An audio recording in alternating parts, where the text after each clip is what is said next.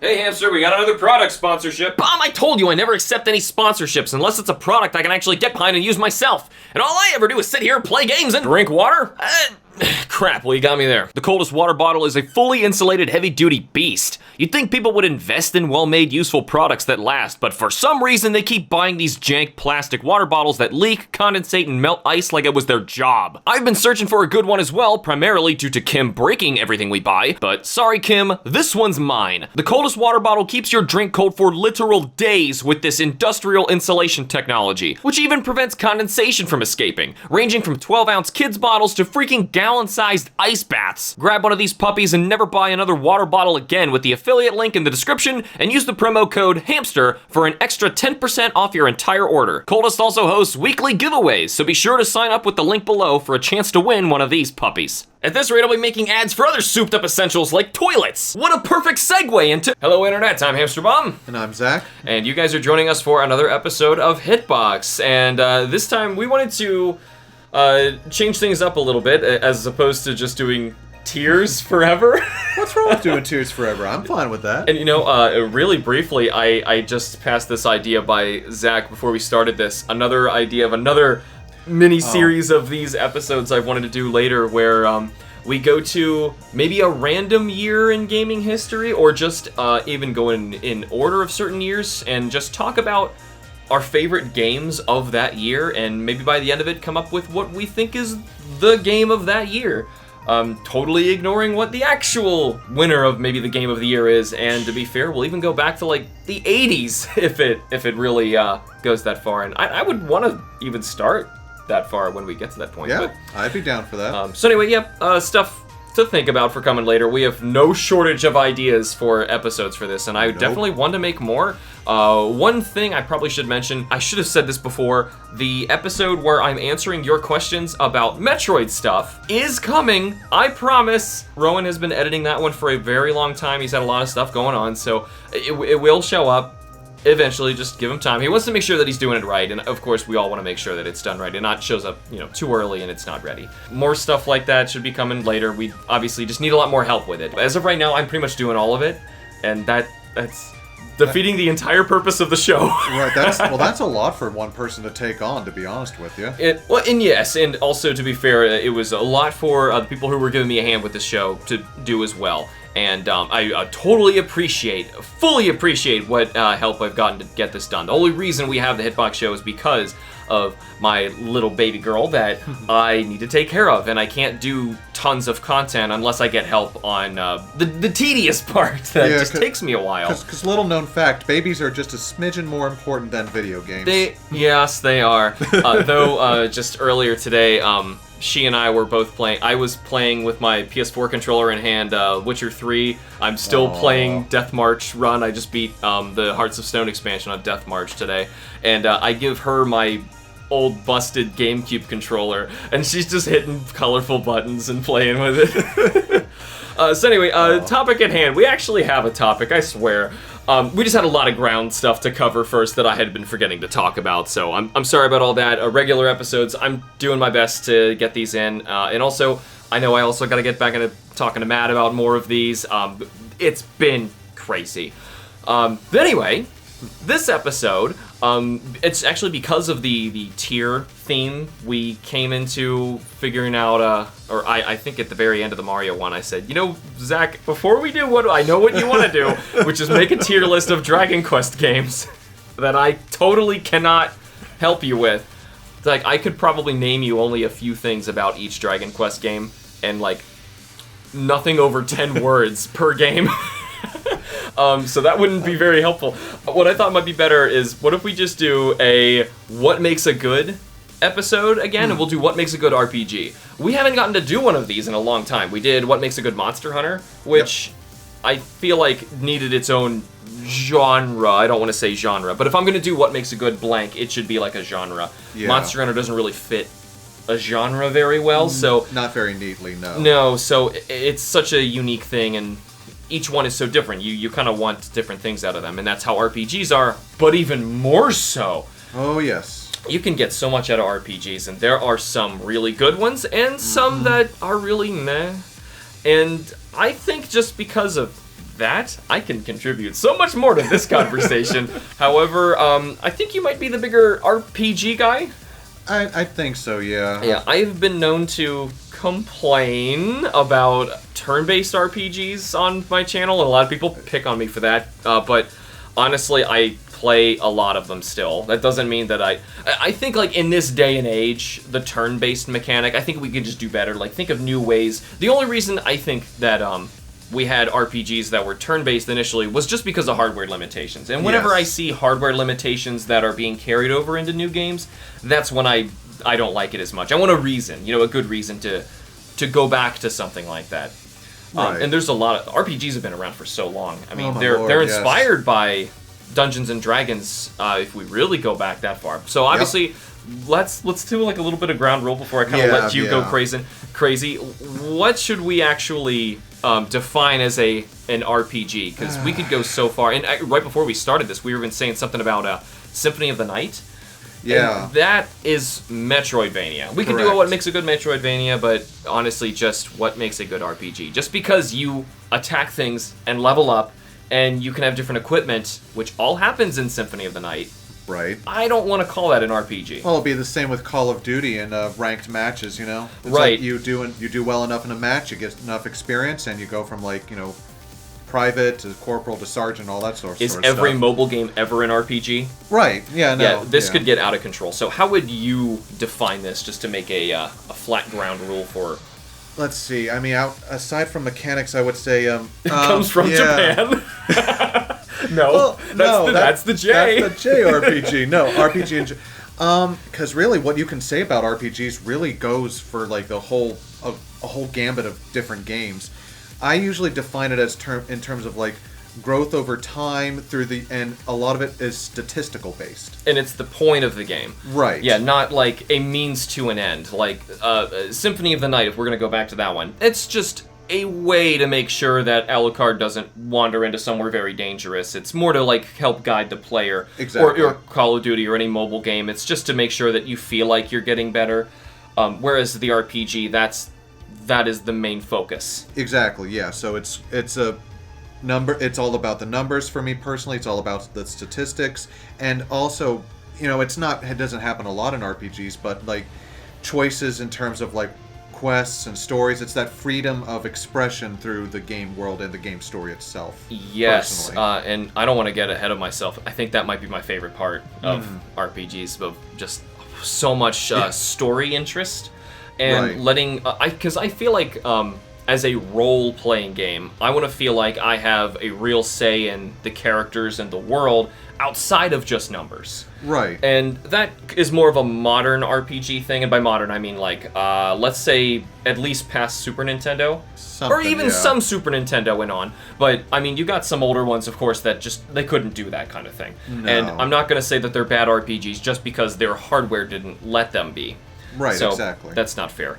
But still, of course, I'm going to say that The Witcher 3, Persona 5, the new Final Fantasy VII Remake are unbelievable games. Yeah, very much so. But they've learned so much from what made good RPGs in the past to become so good. Exactly. Witcher 1 had to happen for Witcher 3 to happen. As you keep telling me. Yeah. That was a time. I've tried The Witcher, the first one, and I got about halfway through, and I'm like, you know what? I think I'm good for now. You want to talk about a game that is purely Dungeons and Dragons at heart? Yeah. I mean, obviously inspired by the novels by Andrzej Sapkowski, I believe is the author's name. I'm doing my best. My Polish is awful, but it's an interesting world, and it's very Dungeons and Dragons-esque, and it fits very well in it. And that engine was totally not built for what they accomplished, which was an incredible feat. But no, that was for a completely different game. That was for a top-down game originally. Right, and so what's really weird, and why I think that was a great episode to review, is it's so impressive and so amazing, but I don't advise you play it. No. And that's so weird. So is that a good RPG? I mean, say when did that come out? Say you're in the year that just came out. Yes, I would say that's outstanding. This is unbelievable. There's nothing like this. This is incredible. But nowadays, no. And of course, we could just be saying this is just clunky, glitchy hardware holding it down, and that's I The don't know how first fair game that from a is. first-time developer too. Exactly. So huge and so ambitious. But I'm trying to think what else would I constitute as an RPG. It's so hard to... Yeah. Because as soon as you feel like you want to define it, you think like, well, no, because this other game that's definitely not an RPG does Right. this. And it's not about accumulating things over time and getting stronger, because then all of a sudden... You're talking about various other genres at the same time. Collectathons might Yeah. be RPGs, because you're seeing numbers increase in your menu. Banjo-Kazooie, the best RPG. Banjo-Kazooie is the greatest RPG ever made. Even Metroid would be an RPG. Right. Monster Hunter, even more so, because you're just seeing numbers accumulate based on things that you've acquired. So if anything, I think we all kind of know what we're talking about when you see it's an RPG. I hope so, yeah. How about this? It was the intent of the developers to be played like typical things that are classified as RPGs. If Yes. that's a cop-out, I'm sorry, but that's the safest way for us to move forward, because almost any video game really could be considered to have RPG mechanics, unless you're getting back to like Tetris or Pong. Right. Then of course no, but I mean, well... Could you consider... It's like, well, could you consider the original Super Mario Brothers an RPG? Because you take on the role That of is Mario. true. I was even thinking, well, in Tetris, your numbers are increasing of how many times you've gotten certain things to appear, and you're Yep. going through it, and it is based on your role as a player that is determining how many are there. And that's the problem. It's such a nebulous, really thing to really just... You know, maybe it was just a quantify. bad genre name. It's just weird. But granted, I guess I prefer that over naming it like rogue-like, or, you know, Metroidvania. Come on, come up with a name. Come up with a word. That's a gripe for another time. Yes, so, yes. what do you say would make a good RPG? The first thing I want to talk about is growth in role-playing games. The thing I always love, not just role-playing games, but video games in general, is that you start out as like this little country boy in the middle of nowhere. Country bumpkin level 1. That's right. With a stick. And eventually... And he's gonna kill God. He's gonna go kill God. Is that a requirement of any good JRPG? JRPG, I'm surprised with how many JRPGs end with killing God. Some sort of god, Yeah. some deity in that world. Christian or otherwise, right. Right, yeah. it happens so frequently, it's almost a meme or a requirement. Yeah. And then some JRPGs you play and you think, there's no way it's going to happen. Right. And it happens anyway. And then when it doesn't happen, it's like you're almost disappointed that it didn't. Yeah. Let's not name any just to avoid spoiling some, because Yes. I could go on, but let's not. I didn't mean to cut you off. So yeah, growth is really important. Right, so it's like, it's really good, what am I going to say? A motivator. It's a great motivator because, like I said, it's all about the numbers and the statistics. You start at level 1, you grind out, killing some mobs, you get some quests done, you earn that experience points, and you watch as your character grows from this little nobody to somebody important, and, by proxy, you kind of have that effect on them, and you feel important as a result. So I think the numbers might just be arbitrary. What actually is important for the player is going into a forest and getting attacked by a bunch of powerful orcs that you are not prepared for. So you go to another area, fight some smaller slimes, level up to level 11, and now you go back to those orcs and you're like, oh, I can beat you now. Yep. Hey, you're dropping a stronger weapon. Now I can go to this other area. And It's- that's the satisfaction, not so much. The numbers make that happen magically behind the scenes, Right. I think. Well, Maybe that's the growth, but the growth is more in feeling like you're overcoming stuff. Right, yeah, because I would say the numbers would go towards another point I want to talk about later. But yeah, it serves as a great quantification of an abstract concept. You know what I'm saying? Like, Yes. Because you see like strength, dexterity, wisdom, all Intelligence that sort of and intelligence. Yeah, they're agility, like, speed. oh, I have an intelligence of 12, or I have a strength of 3. It's like, well, that's fine, but again, you get some of those levels in, and all of a sudden you're like, yeah, I'm becoming smarter. Over the course of my journey, I'm able to get. They more feel like things limits, across. and when you see a limit in a game, gamers are just instinctively just stubborn, and they see a problem or a block in the way, and they just want to get past it. Exactly. It's almost I find this really interesting in Pokemon games. Now, I could be wrong on this. One of the most, definitely in the older ones, the most expensive item you can ever purchase is an item that makes one of your Pokemon stats, one of a particular Pokemon stats, just increase its effort value points, which is a whole other thing, by like 1 or something. It's not even much. No. It's so minuscule, and say you could give them an HP up, and their HP stat might not even increase based on how the EVs works. So, right. But because of the way that it moves, even so incrementally, just makes people feel so powerful. Yeah. When you're given so little to play with, and it costs so much money. So much. Yeah. But again, it's that's a balancing thing. But yeah. But I guess where it costs so much money, it feels like it does a lot more than it really does. Right. Well, when you that's another thing with numbers. Yep. When you go to a shop in a town in some RPG and you see they're charging 100 gold for a potion, 200 for an antidote, and 20,000 for some mystical artifact. You don't know what that is, but you want it, dang it. It's like, but that also brings up other questions. 1, how did you get it? 2, who did you get it from? And 3, how did you determine that price? 4, where did you bury the body? Right, but that's one of the big things I really look for in a RPG, JRPG, Western RPG, or you're gonna feel like you're getting better. And right. You know, one thing in that same vein, maybe, because I kind of, hopefully, as we go through this, I want to talk about games that do this well and then do this poorly.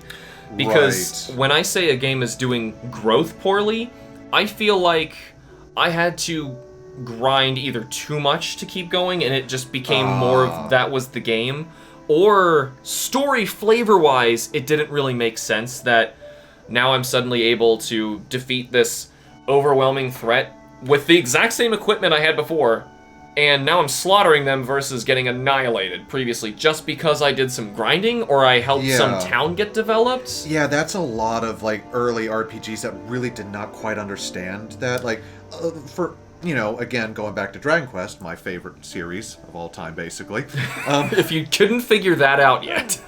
Dragon Quest. But it has such a nice level of progression throughout, even the original one, where it's like, you know, it's much more of a grind fest in the original, but the more you do it, though, the better rewards you end up getting as you go along. Like, you eventually learn, you know, the heal spell, the hurt spell, and everything else, and that just, like, it creates that natural curve that I feel is very important to... Right, your character is actually learning and getting stronger with new utility as they get farther, and not just my attack went up 30 points between the last time I attempted this boss, and I slaughtered them, which doesn't flavorfully make any sense, and that's the only time I find it disappointing. Yeah. As opposed to, say you couldn't beat a boss, you went out somewhere else, you did a side quest, you learned a helpful heal spell that made the boss, you're able to tank their hits and heal every 3 turns, and it's much easier.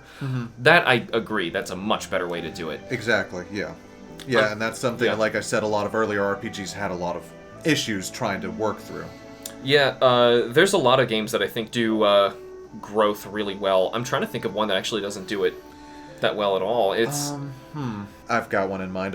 Had you ever played Final Fantasy II, like the original, like NES or Famicom version? I know a lot about it. I've seen lots of the game. I haven't not gotten to sit down and play it myself, but yes, that's... So, it's not as broken as Final Fantasy, the original, but... Oh, it's worse. In my opinion. Is it? Really? So you don't... I was thinking of the leveling up growth mechanic, because the original one's broken, as in you attacked yourself, you had to cast stuff, cancel the cast. That's the exact one I'm talking about, Final Fantasy II. II. Is that 2? Yes. I thought that was 1. My bad. Yeah, that game's busted. Yeah. No, well, because, I mean, they were trying something new, and that's like the first, that's Final Fantasy for you. They always try something new each entry. Yes, which is... To its benefit, they've been doing really good and thinking of some really cool creative things that have redefined RPGs. Like, for the most part, yeah. Yeah, I think one of the biggest was with Final Fantasy IV and that active time battle system, the timers. Whoa. Yeah, but anyway, we'll get to combat later. Yeah, but for growth, like you said, you basically have to exploit the system, or else you will not get to the slaughtered. Point. Yes, easily. Even in like the first little area around the first town, it's... You can't even comfortably explore in any direction in that game, otherwise you're going to get slaughtered. Yep. Yeah, that one definitely feels like a grind. And of course, old RPGs, like we said, they designed them for you to spend lots of time in them, because back then you rented a game for a weekend and that's all you had. Yeah. They expected you to put a lot of time into this very simple cartridge that did not have a lot of file space. Nope. So, yeah, the best way to do it is with arbitrary numbers and grinding like that. And, Right. it's a very creative way around that problem instead of giving somebody, say, I don't know, any typical arcade game that you play Yeah. once and say you get to the end of it and that was that. You did it in a few hours and that was your weekend. Right. Yeah, so there's definitely ways to do it poorly. What's Very your much so. favorite game that does that well? Oh, my favorite game that does growth really well. Could Let's just be your see. favorite RPG in general, because growth might be the most important aspect of one. For me, that would actually be the PlayStation remake of Lunar the Silver Star, or Silver Star Story rather. Have you heard of the Lunar games? No, I haven't. Okay. All right. So these were I'm going to say only 2 games. The third game does not exist. Don't worry about it. I'll tell you later. Okay. Dragon Song is not real, guys. So you start out again as that stereotypical country bumpkin who respects a man called the Dragon Master, and it's his quest in the game to actually go see the 4 great dragons of this world, become the new Dragon Master. And as you level up, your character does gain new abilities, and sometimes due to certain story events, you will be actually given various different other either magic spells or a certain item to really help you in the future. Yeah. And with the way that it's still very much a traditional level up system, but you don't have to grind. And that's the good part. Like, you can just start exploring the dungeon. You don't have to walk left and right for half an hour just to get strong enough. A more comfortable, almost like Golden Sun. Exactly. Yeah. Okay. That's another good one. That's another good example. So, and now this was on the original PlayStation? Yes, it was originally made for the Sega CD, but was remade for the PlayStation. Yes. It's funny, you're talking about a great JRPG or just RPG on the PlayStation and skipped over FF7, which... that is an outstanding game, though. That and another game I will talk about for another point. Yes. I agree. Just to quickly go over what I'd say for favorites, just for growth in general, I really love how The Witcher handles it. Okay. Just because of maybe it's the, I think for growth, maybe the most important thing is feeling like you can relate to your character as a real person or character in general. Oh, I see, yeah. Yeah, because otherwise there's no... Say, like, you are playing original Final Fantasy, that you don't even... Actually, I don't even think in the original, did you name your characters? No, sir. I think they were just... Well, just no, okay, icons. you could name them, but they had no backstory. Exactly. That's what I meant. Right. I'm sorry. That's what I meant. They were just a generic mook, and you could pick, black mage, red mage, white mage, and a fighter, and that's your team. Yep. That they came out of nowhere, and you are going to save the world by collecting the crystal orbs or whatever they are, and that's that. Versus, say, something like Witcher, where the idea is to really focus in on the characters, right, and make it so that when you feel like you've beaten certain bosses or you fulfilled certain side quests, your character is developing and growing, and then of course those numbers are increasing in the background, which will allow you to equip new things or find new smithies to create better gear, and then you're in turn RPG-wise getting stronger. Right. So I think that's the best way to like distract me with the flavor of the story, which I'm sure we'll get into, yeah, and make it so that that stuff happens in the background, and I get the satisfaction the whole time I'm playing it as growth. It sounds like you're looking more of it of growth more from a narrative perspective, where I'm kind of looking at it from more of a mechanical perspective a little bit. I think it's both. Because here, if you took out the mechanical part of The Witcher, I don't think I would like it nearly as much. Right, if it was just a straight up like maybe hack and slash. Yeah, and just had some story bits in between of them talking. That's not what's doing it. It's a lot of feeling prepared for stuff. You're going through your quest list and you see this one's level 17, but you're only level 13. But you really want to get that sword or something you're going to get from it, or you're going to get a certain monster that you really want to see, or you're curious about how this quest is going to end, or maybe the story is so captivating you want to go headlong into a dangerous fight. Versus, just exploring the land and finding all sorts of various stuff of different levels, and in that sense, it is very much a numbers thing. I think what does it well is when the numbers are almost hidden. You're not thinking about the numbers. You just instinctively know that's dangerous, but I'm thinking of doing it. It's almost like you get more immersed in the world that way. I see. Yeah. That's what I meant by the growth. Okay. No. Yeah. I totally respect I think that. I think it's both. I'm sure story's going to show up somewhere on here, and if that's a good segue, Maybe. How about we just go on over to story? All right. Because it's weird that it's something that I think is really important in RPGs, even though you would think that's something that in a video game you should be able to just completely take out, gut it, because it's a game. Right. It's a game first and foremost. Metal Gear Solid 4 exists. It's a game. No, it's not. I didn't want a movie. I wanted a game. Right. We will... Spoilers, he hates Metal Gear Solid 4, so there is an interesting conversation we will have for that later.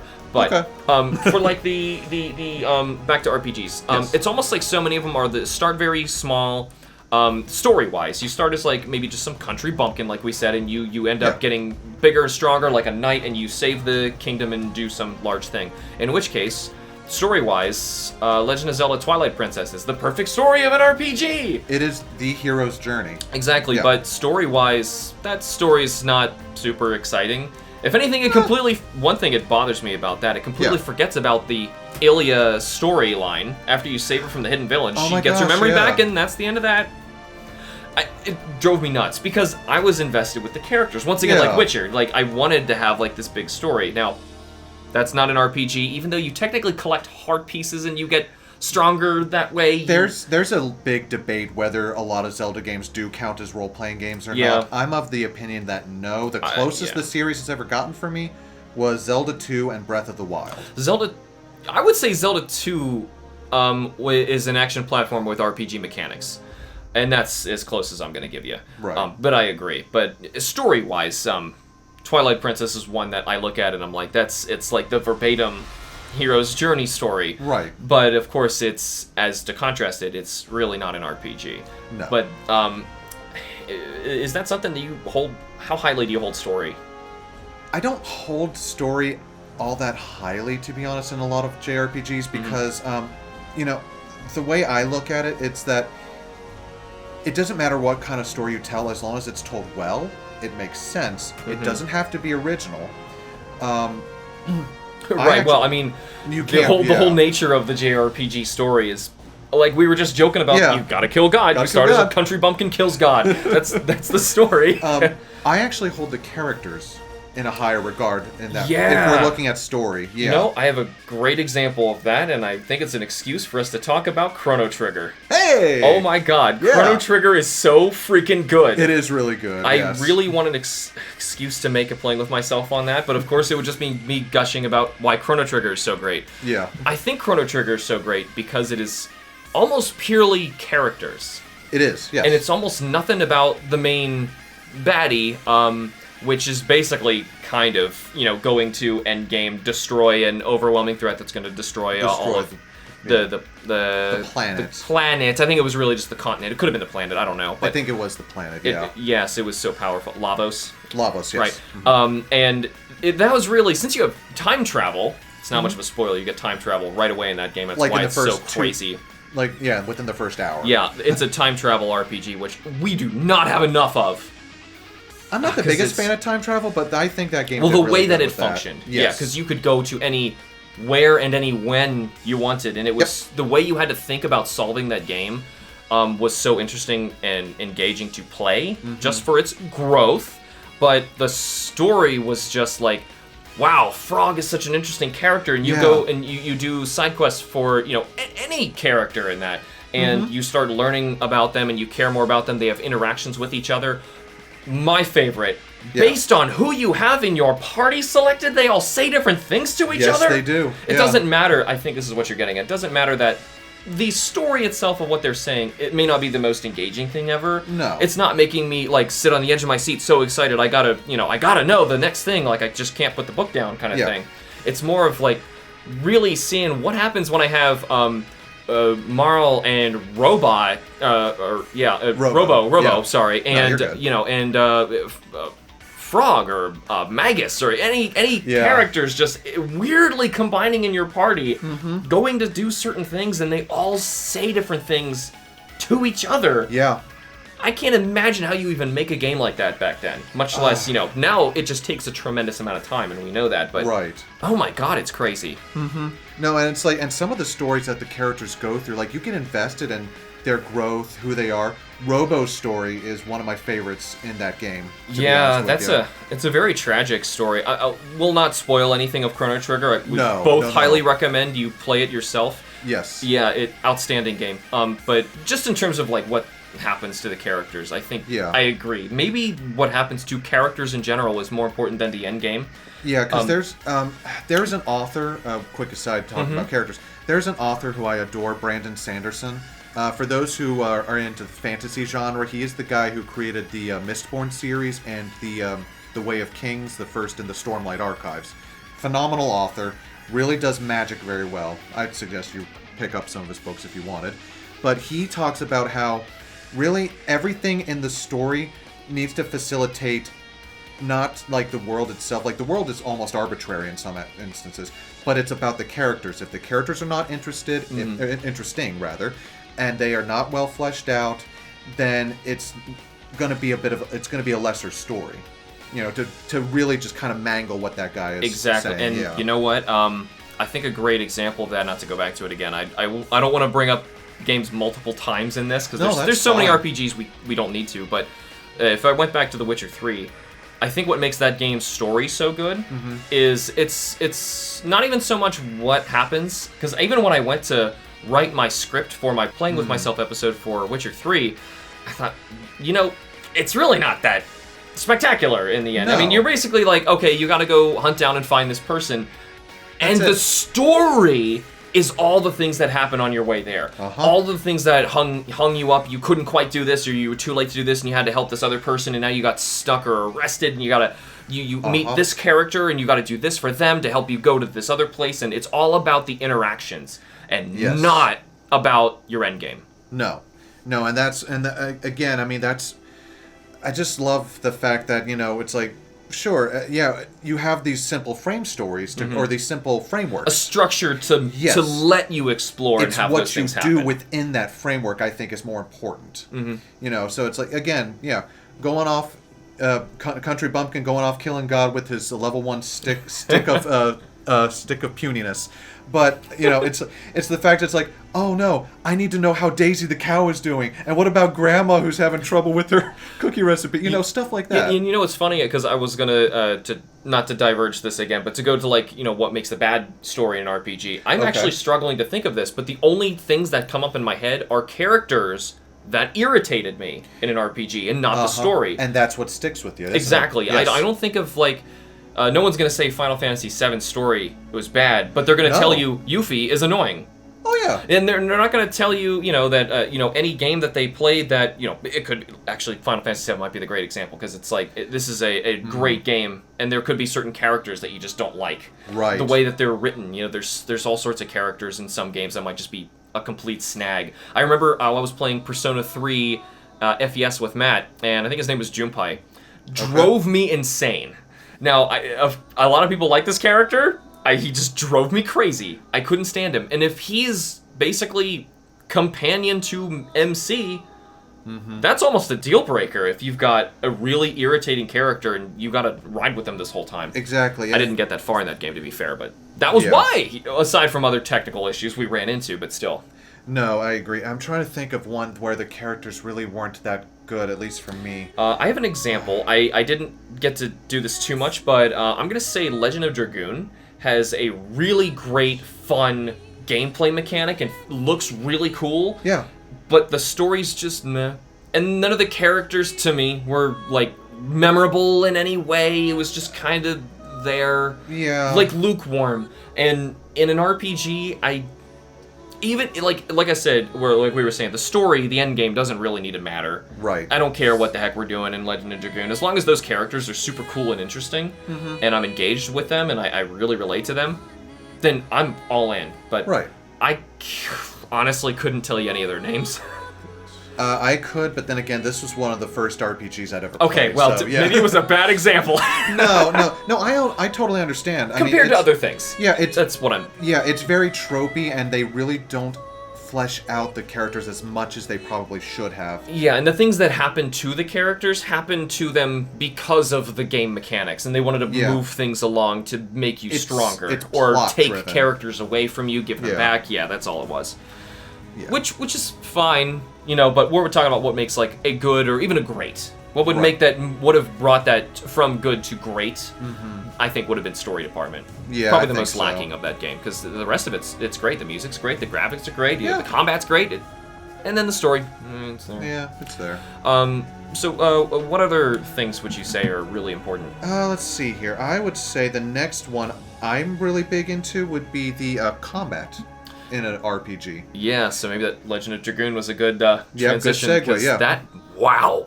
It's almost like, you know what? Another weird RPG, a Paper Mario. Exactly. Old yeah. Paper Mario. Not, Yeah, oh. Yeah, Oh. we'll not get into that. Don't make me cry on camera. I will shed a What tear. Paper Mario used to be. Oh no. Anyway. But yeah, rhythm-based attacking in an RPG Yes. is what I'm getting at. And that's what Legend of Dragoon did, if you're not familiar with it, and it's also what Paper Mario did.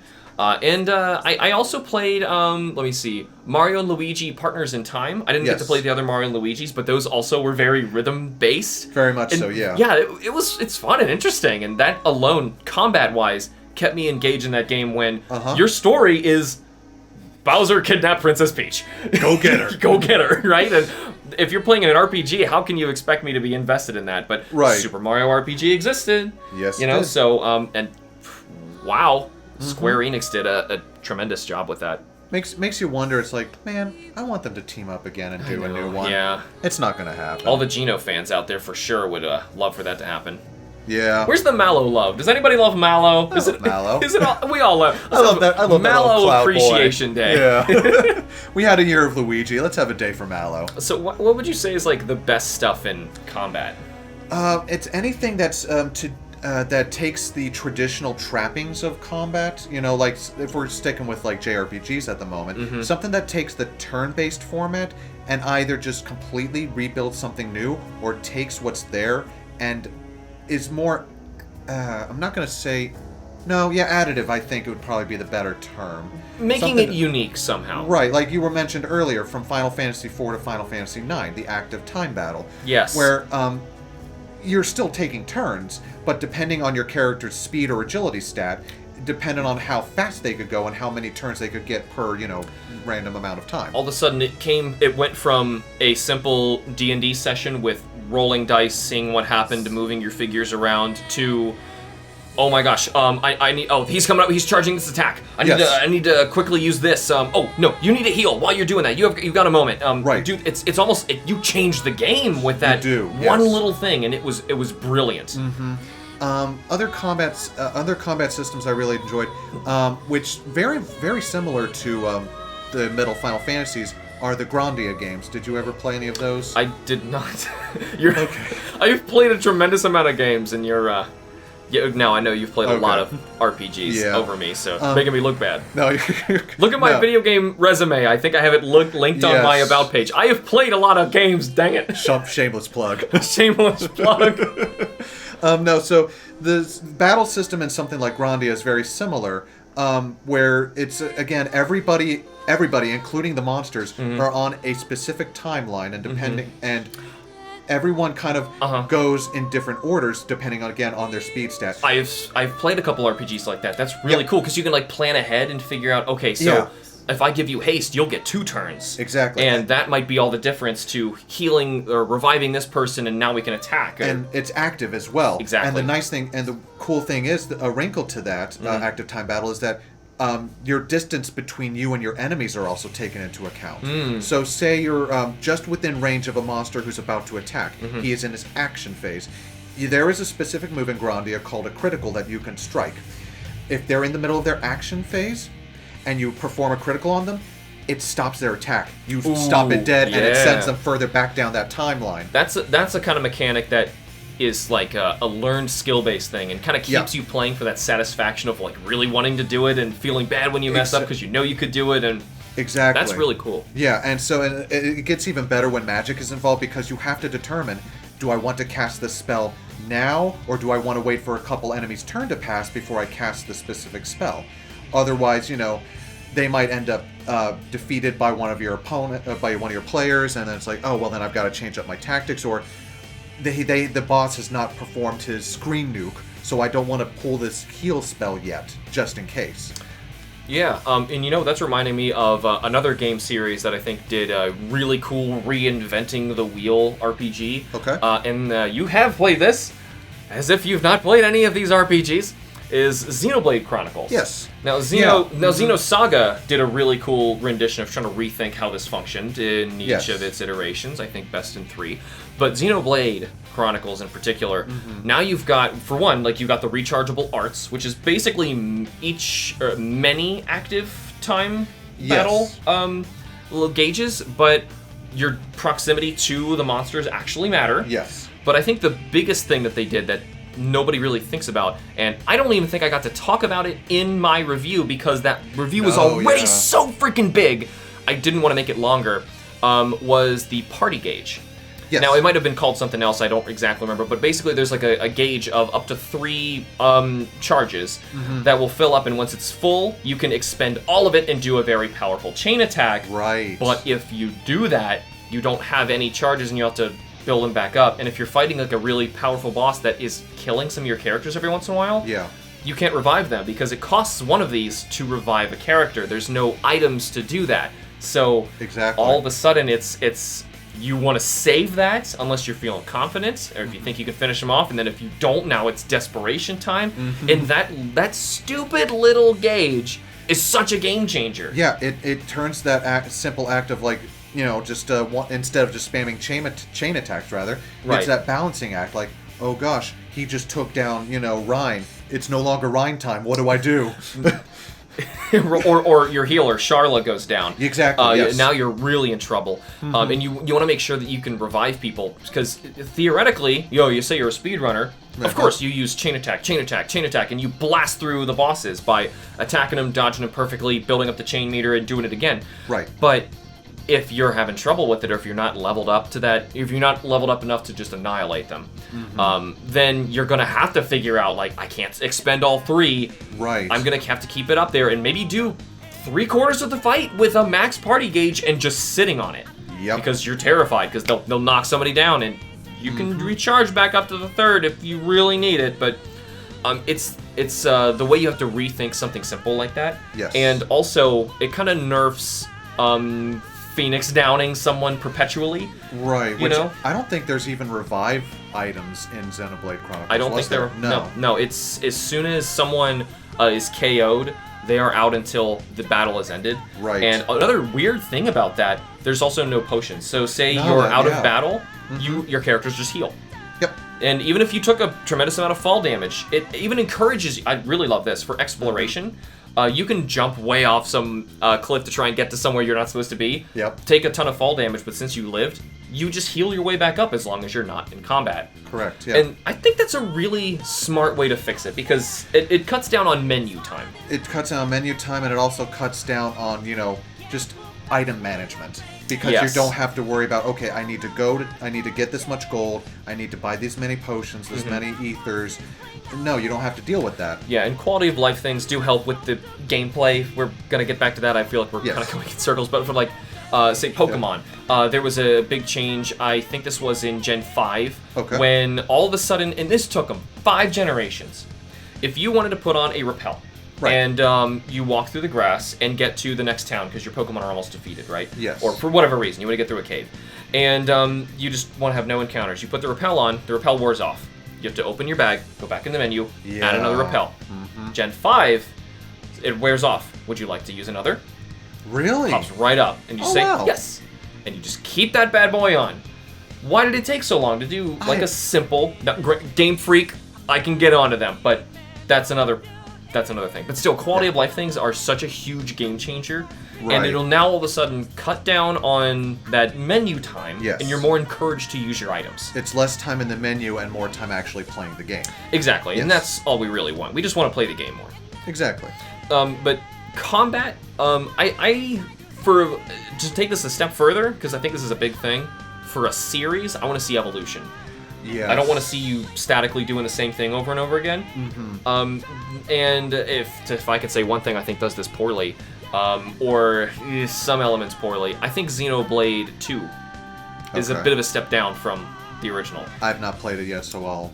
And it could, you know what, it's several things. I think the story is not really killing it compared to the first one, which was really captivating. Maybe it was just the theme of the world. Right. The combat baseline is there. You'd think it should function. Yeah.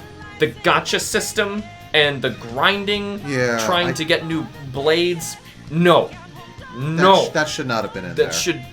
Now, I get that in RPGs, you want to grind and you want to encourage people to find new stuff, but when you're locking off actual characters, which give you side quests, to RNG, no. No, and the thing is, there's always been item drop rates in RPGs, as far as but there has never been one that you need to... out. Yes, you need something that is like less than 1% chance to give you a character that will open up a side quest. No matter how minuscule it is. If it's like, you gotta grind until you find this 1% item to get the ultimate weapon in a Final Fantasy game. Far as I'm aware, that is not a thing. No, I mean, it's a... ultimate weapon in some of them, you have to fight some enemies or some like super bosses to get it. Yeah, but to get there, of course, it's not required. And it's you not could just something. Get by. Yeah, you could just get by with Excalibur or like or a new weapon you might have found in the final dungeon. Yeah, and in the end, that can just hold it back. And combat-wise, I don't know. Something didn't quite feel the same. Also, in Xenoblade Chronicles, the original, you had a long line of a bunch of arts you could do. Yeah. And in Xenoblade 2, you have up to 3 different blades each character can have, and each one of them can have 3 moves. In the end, it's almost the same, but it really doesn't feel like it. I don't know, something about it just felt like a step down to me from how... maybe it could be like the immersion or the world things that we were talking about before. It's several things. And another one I just want to mention real quick. Have you ever played any of the Tales of games at all? I know them. I've seen them. I haven't gotten to sit down and play them yet. I almost bought them last year on a Steam sale and opted for so many other things. But they're always on great sales. Yeah, they are, and they're worth it. There's a new one just came out too. Isn't that right? There's going to be... Or is it coming out? Tales of Arise will be coming out soon. Coming out, I'm sorry. Yes, it'll be for PS5, PC, Xbox, and all that. I'm hearing a lot of good things about that. It looks really good, and it looks like a quick aside, it looks like a better take on some of the prior Tales games. Which I hear the Tales of fans kind of prefer, like the Symphonia age of what it was. That's the others are still good, but they really love the old ones. That's where I got into it, and the thing I love about that combat is that it almost feels like a hectic brawler when you play it. So it's like, you've got a block move, you have your basic attack, you have your spells, and you have, again, arts in this game, which are just basically special magical moves. And the fact is, you can set up different tactics for each of your other PCs that you play as. You only control the one. Everyone else kind of goes off and does their own thing. But you can tweak their AI in order to do specific things. Like in Symphonia, there's a character named Rain, who is your party healer. You can tweak her AI to be like, oh, this character is down to 50% HP. Time to give them a heal berry or a... it's almost like that frantic ATB gauge thing. Right, only you have complete and utter control. Yikes. Yes. That actually you're getting me into it now. I might have to try that next. You're actually reminding me of another... I had a point on the tip of my tongue and completely forgot about it, so we're moving on forward. Moving on, yes. Where were we going next? Let's see, well, No, I remember! You remember? I remember! Oh. Okay, so, I was gonna say, since we're still in the combat... Yes. Some RPGs kind of move really far away from that inspiration, and from what we know so far of another new game coming out, Final Fantasy 16 looks almost like a Devil May Cry game. Yeah, or like Bayonetta. And what do you feel about that? Is that too far from the... Well, because Final Fantasy 15 really did change an awful lot in terms of combat. Yeah. It's a lot more action-based, although the way you play out battles... it doesn't feel good. You hit and hold the attack button, and you just keep attacking. There's a reason people are still playing 14. Yeah. Well, among a bunch of other reasons. 14's an MMO. It's getting a ton of love, too. Oh, yeah. Yeah. I'm not an MMO person, but I really woun't mind trying 14. Neither am I, and that one is the only game that has really tempted me. Yeah, exactly. World of Warcraft I've tried. I liked it. It didn't hold me. I'm exact same boat there. Yeah. But anyway, I think it's probably a good way to revitalize the series, because look at Final Fantasy VII Remake. That is a lot more action-oriented than a lot of other Final Fantasies in the series, and I think that's a phenomenal game. Oh my god. And I think it's a brilliant way to reuse that ATB. Yes. And still make it feel like it's a strategy, like exactly what made the original so good. Yep. But if you were going to make that nowadays, how would it work? And that is exactly what I want in a remake. And you know what makes a good remake? That should be its own episode. Yes. But good lord, is 7R doing the original justice, even if it's just Midgar. I don't care what anybody says. That is a full, amazing game you're getting for $60. I mean, I won't get into it with you right now. Yeah, Again, that's later. So let's try another. Let's see. Because we're once again over time as usual. Okay, yeah, I've only got 2 more points. Okay, let's try and do them quicker. Customization. That is a big thing I look for in an RPG.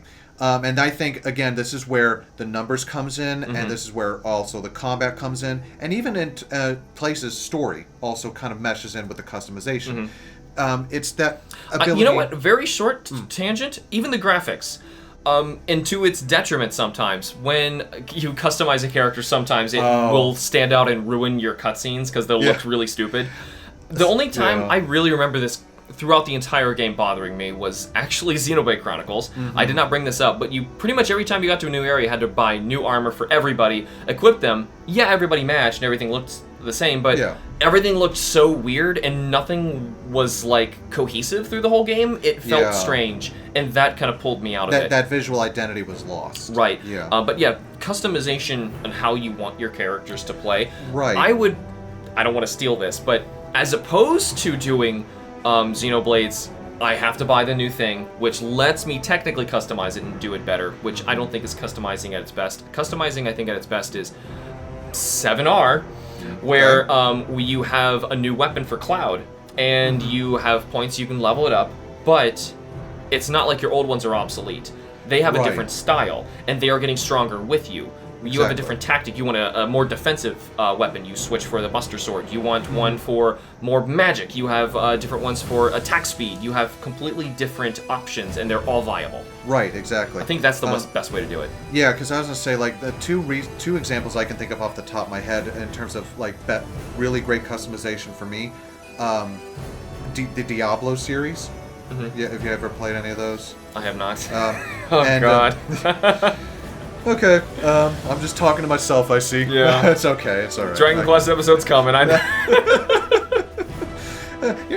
I won't even need you. I'll just sit here and rant for like 3 hours. I'll just let you deal with the editing later. My job will be like, alright, Zach, you're out of time. You're talking about Dragon Quest 2. Okay. You're out of time talking about Dragon Quest 3. Alright. If that's the way you want to do it. Anyway, but the Diablo series, and even something like, again, going back to Dragon Quest, it's just, I've got it on my brain, Dragon Quest 11. So with, what I mean by customization, especially in terms of something like Diablo, is character builds. There is such a wide, a vast array of different character types you can make. Yes. Yeah, so like... I see what you're getting at. I know what you mean. That is super satisfying in games that can do it really well. Right, and you find that one specific bit of loot, that one specific item that really can bring that build together. That just...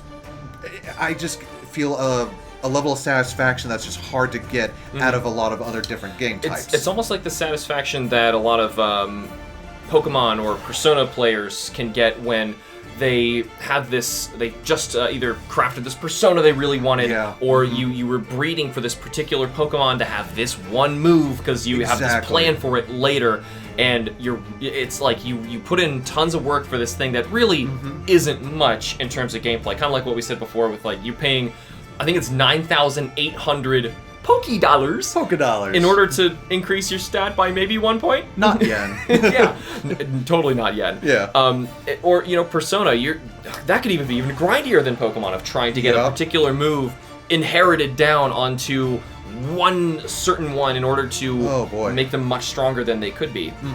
Yeah. So and that's Shin Megami Tensei would be in the same route. Right. And so again, with builds, like I said, for customization, this is again where all those numbers come into play, all the items. That ability to build and craft a character or a party, like you said, like with Pokemon or Persona or any of the Megami Tenseis, that ability to plan something out, like, okay, I want 2 people who are focused on damage, 1 for magic and 1 for healing, and being able to enact on that plan and successfully, get to where you want to go.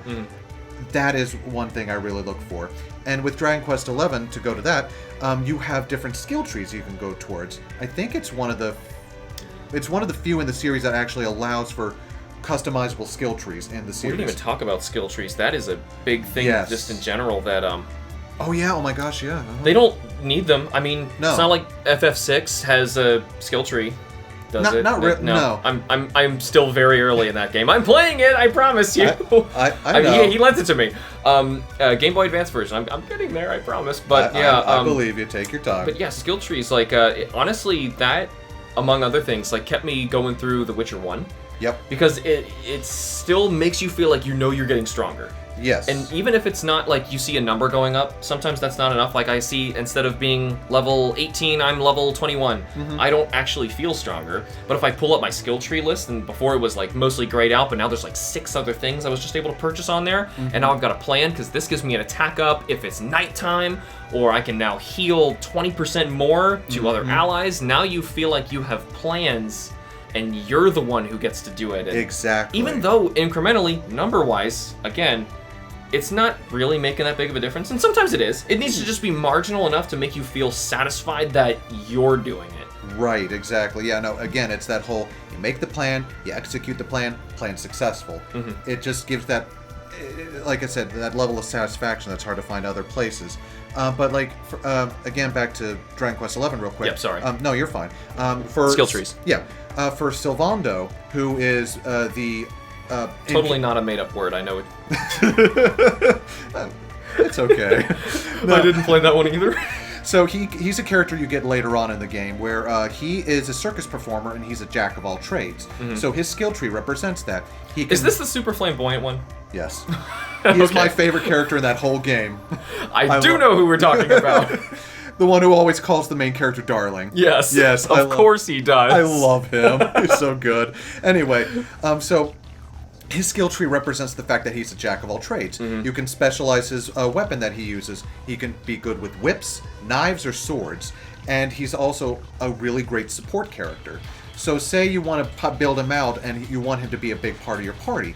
And so it's like, okay, well, I want him to be able to, excuse me, I want him to be able to help buff the stats of my characters. So I will give him this ability. I just need to get this many points to put into the skill in this particular part of the tree. And if you're not happy with the build you've made for him, you just go to a save statue or a priest in the game, pay a small amount of gold, and you can completely rebuild him.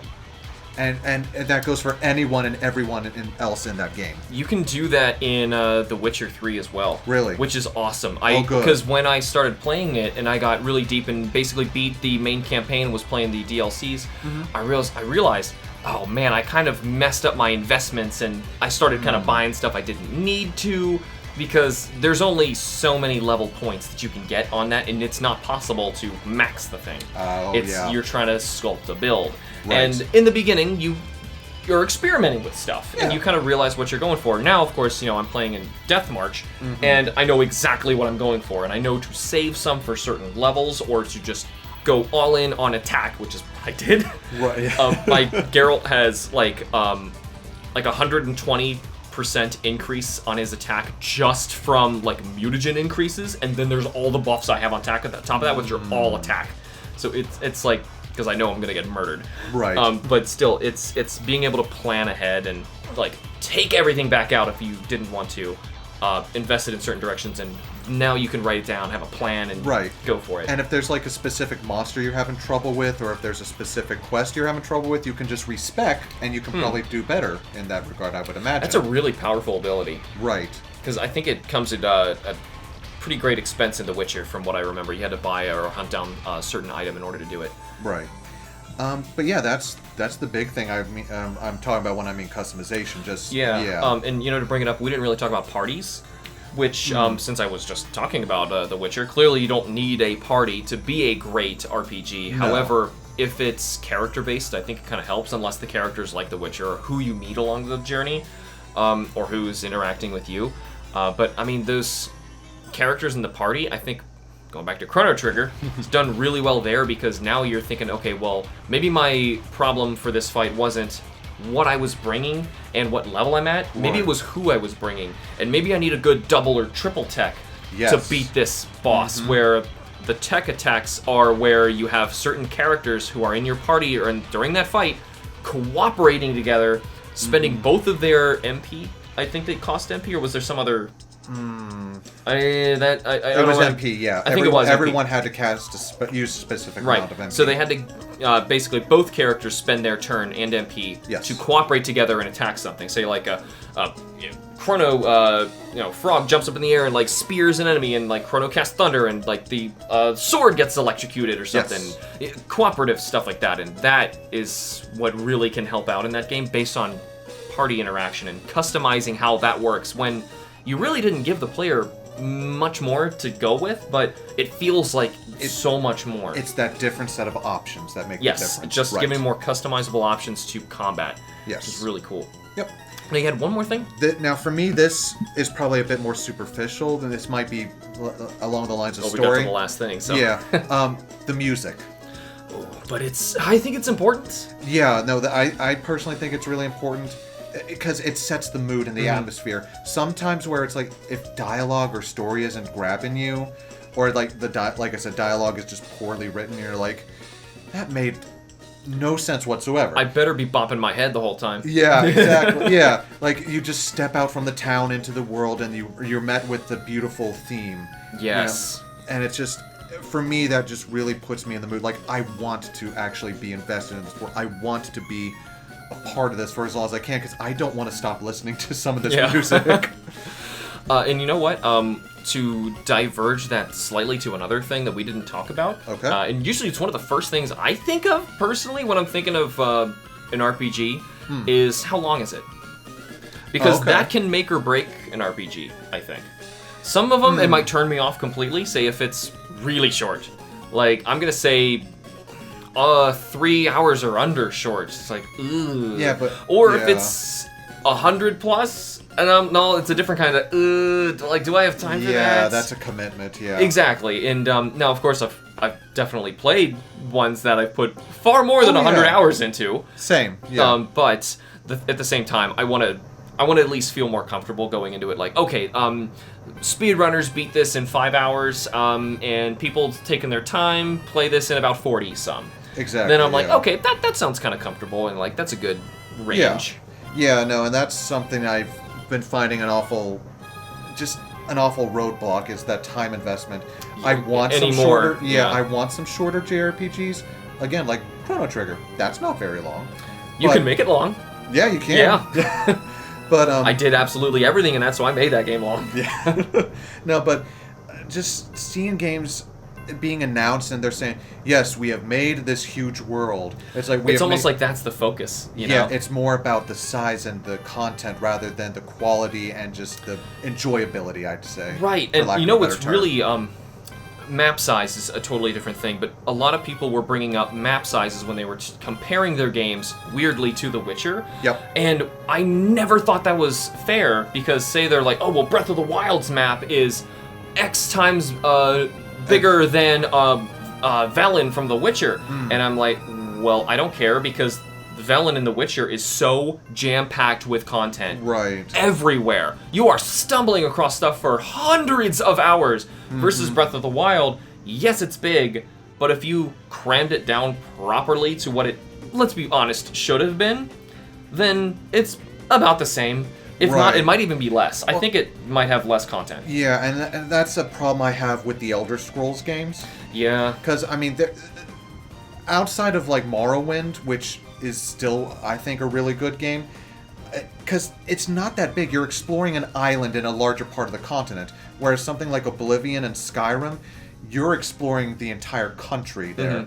And a lot of it is recycled content, like recycled assets for like the different dungeons, the different areas, the different monsters. Yeah, I watched my friend play a lot of Oblivion, and I couldn't tell you a single area or enemy. Everything seemed so samey. Not to slam on Oblivion, I didn't get to play it myself, but I know what you mean. Like, it all kind of felt repetitive. It's big for big's sake. Its size is what I'm talking about. Yeah, the scale, the scope.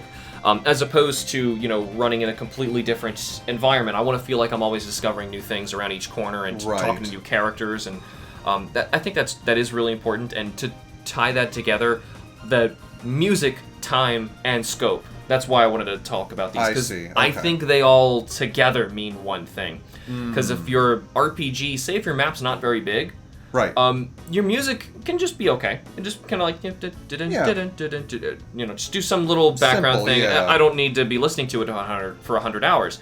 But if I'm going to be out there in the wild, you better have a totally different set of themes for different locales of sub-areas of the map.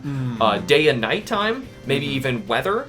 I want to hear all of those different themes. Yes. If there's different bosses or enemies that appear in different places, have different music for different places. That one can get on your nerves fast. Right, and sometimes when I also look at RPGs, I actually also look to see, oh, who is the composer on this? Because, you know, if you're familiar with some of their works, it's like you know what you're getting and you know you'll enjoy it. And that, for me, that really helps.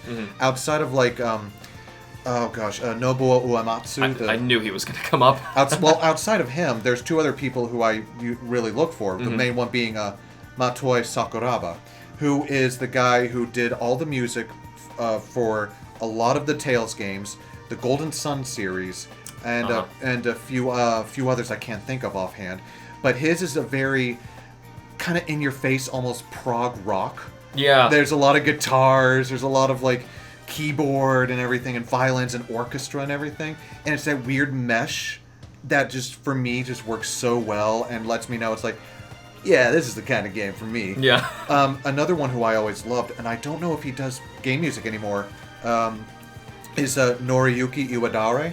He was the guy who did the music for the Lunar games and the Grandia games, and those really help put the sense of adventure into you, and that's one of the big themes in those games, is the wants to go out and explore and, you know, learn.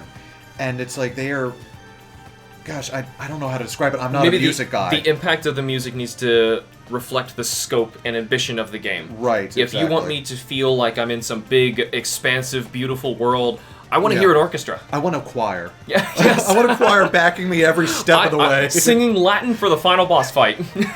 Every time. I don't care if it's appropriate or not anymore. But that's one of the other big things I'm looking for. Was there anything else you wanted to? You know, how about just for fun, what would you say, and I'm putting you on the spot for this one. That's fine. Is your favorite JRPG of all time? Name one game. Oh gosh. Don't cop out me with a series, because I know you want to. I want one game. No, it's not even one of the. It's not even. Not even a Dragon. Game. Okay. I brought it up earlier. Lunar Silver Star Story. Okay, I will definitely have to look more into that one, because throw me under the bus because I don't know too much about it. It's, again, for me, it's just that it is the quintessential 90s RPG distilled into one game. The translation is hysterical and can be serious at places. No, hysterical in a good way, like it's actually funny. Oh, it was not like an accident. No, so Working Designs was the company who brought it over and retranslated it. They did that with the original games as well. There's a lot of translation disasters that kind of really screwed with, especially Final Fantasy. This guy are sick. Oh God! Well, especially like I recently found that in 8, Squall had plenty of dialogue lines that they just couldn't translate, so they just give him ellipses. Yeah. And then, you know, Japan loves this character, and then they're questioning why the West doesn't engage with him at all. Right. Just because he, to us, just comes off as like some push-offy jerk who won't say anything or stand up for his friends. Yeah. It's because his lines weren't translated. The broody emo edgelord. Yeah. And that's not cool. Nobody wants that. So translation, of course, is something we just assume is going to happen. You know, and when it is relevant, I kind of feel like you need to voice your game and localize it to be voiced if it's that important, because I think one of the biggest turnoffs of Digimon's Story, Cyber Sleuth, and Hacker's Memory. God, that's such a long title. Now there's a ton of dialogue in that game, voiced, and it's only voiced in Japanese. After a game that is that long, it eventually just becomes irritating. Yeah, like that's a problem I found with a lot of recent RPG releases, is that a lot of people enjoy that. They just want the original Japanese voices in their game. I get that, but give them the option. Give me the option. I don't care if I gotta pay extra, because that game is not a full retail price. And I don't know if I would say it's a full $60 game if it had full English, but I would be much more inclined to say so. Right, but going back to Lunar, there is actually a lot of voice acting in it for a 90s PlayStation game. It's actually pretty well done.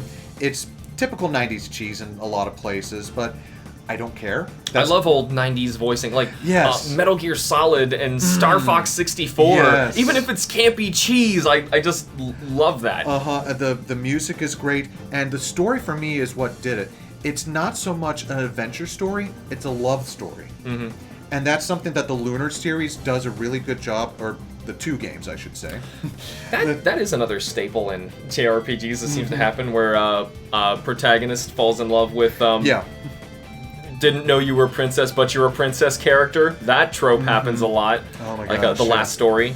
That's Yeah. almost predominantly a love story, and that's a great underrated RPG that really needs an HD remake Once I or get remaster at the very least. Once I get my Wii fixed back up, I need to borrow it again and try to. You do. That is an outstanding game. But yeah, so it's just in such a nice package. It's a game that can be completed if you're speeding it in 20 some odd hours, or if you're taking your time and enjoying the world and the story, 40 some odd, maybe 30 to 40. That's still pretty good. Yeah. Yeah, and if I was say, just for me to say what I would call my favorite RPG, I'm not gonna cop out and say The Witcher, because of course I would just lean on The Witcher. But if I'm just gonna say like a JRPG, I think I might have to give it to Chrono Trigger. I'm not sure. There's so many good ones we talked about just today, Right. and even one we didn't get to talk about enough, Persona 5. right, That which is you play. so good. Yeah. It is so good. And for so many different reasons, and for being uniquely its own thing. Nothing else really is Persona. Oh, I remember another one that is my absolute favorite. It's not a JRPG, it's a Western RPG. The original Fallout. That is one of my absolute favorite games of all time. I think I gave you a You copy? did, yes. Okay. I got to get around to that. I got a baby downstairs. Yeah, I understand. No, take your time. No, but it's a vast, open, post-apocalyptic world. Yes. It's hysterical in places. Like, you have to have a sense of humor for such a dark theme. Right, yeah. And you can customize your character however you want. Like, you determine his stats at the beginning. You have skills that you can determine what you're good at and not good at. Right. And the choices you make actually really do affect the outcome. And you get a summary of what you did and what happened at the end of the game. That might be another thing that I think is really important. Just feeling like what I do matters and I have an impact. Like The Witcher. Yes. Maybe I'm just gonna, I'm sorry. I love The Witcher. But anyway, did you know something? What? We are way over time. How over and time? And that's way over time. Way over time. I'm Oh my sorry. God. Yeah, okay. But anyway. Yes. Hi guys, we promise we're going to make more of these in the future, and we're going to try our best to cut these down. I want these to only be 30 minutes, if you can believe it. And yeah, we're like over double that. Oh, is that all? Is that all? Is that Anyway, all? at the very least, thank you guys so much for tuning into this episode of HITBOX. If you enjoyed the show, you can help us keep it alive by supporting us on Patreon with the links in the show notes and this video's description. For those of you on YouTube, remember to like the video and subscribe for more, and be sure to let us know what you thought of the show and what other topics you'd like to hear us cover in the future. Special thanks to our amazing Patreon members. Oh, such wonderful people. Bye.